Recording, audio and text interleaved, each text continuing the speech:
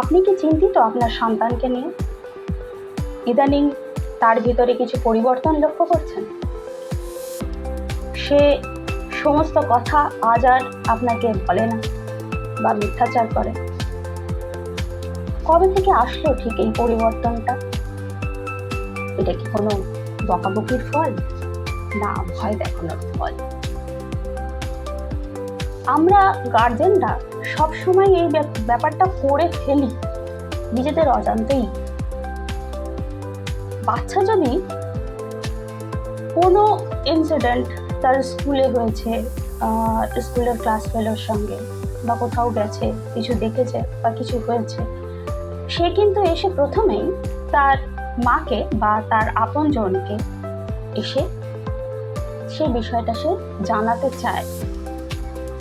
আমরা অনেক সময় ব্যস্ততার কারণে বা অনেক সময় দাঁড়িয়ে থেকে আমরা কিছু শোনার আগেই বলি, তাকেই দায়ী করি যে নিশ্চয়ই তুমি কিছু করেছিস, বা প্রথমেই বকাবকি শুরু করে দিই। এর ফলে সেই বাচ্চাটা যেটা হয়তো বলতো সেই বিষয়টা আর বলার মতো জায়গা পাচ্ছে না। পরে যখন এই বিষয়টা বারবার রিপিট হতে থাকা এবং বাচ্চা একটা টাইম পরে দাঁড়িয়ে থেকে সেই বিষয়টা লুকোতে শুরু করা,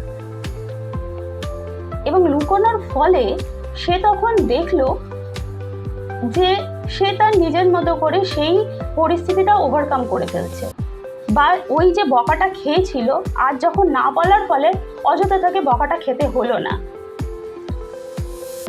এর ফলে কি হলো?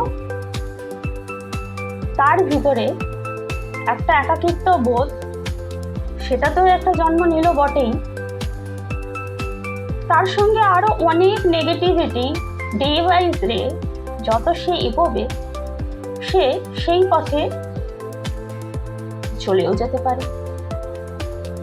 এবং মা বাবার যে ইম্পর্টেন্ট তার লাইফে যে একটা পার্ট, সেইখানে যদি কোনোভাবে থার্ড পার্টির যদি এন্ট্রি হয় এবং সেটা যদি পজিটিভ না হয়, নেগেটিভ হয়, তাহলে সেটা কিন্তু আরো ভয়াবহ।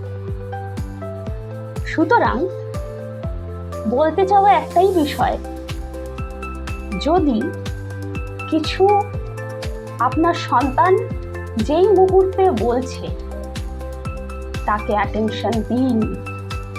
আপনি যতই ব্যস্ত থাকুন, কিছু কাজ করছেন,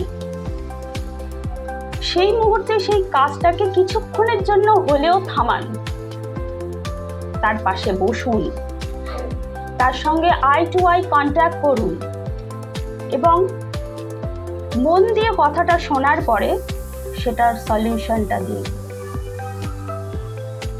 দুজনের মধ্যে সন্তান এবং মা বাবার এই যে বন্ডিং টিউনিংটা খুব দরকার।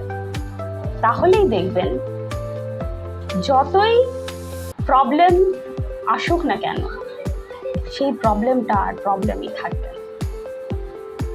এইরকম আরো বিভিন্ন প্রবলেমের সলিউশন পেতে হলে চোখ রাখতে হবে আমাদের ভিডিওতে, এবং যদি সত্যি কাজে লেগে থাকে এবং আপনারা উপকৃত হন, অবশ্যই সেটা শেয়ার করবেন বটে।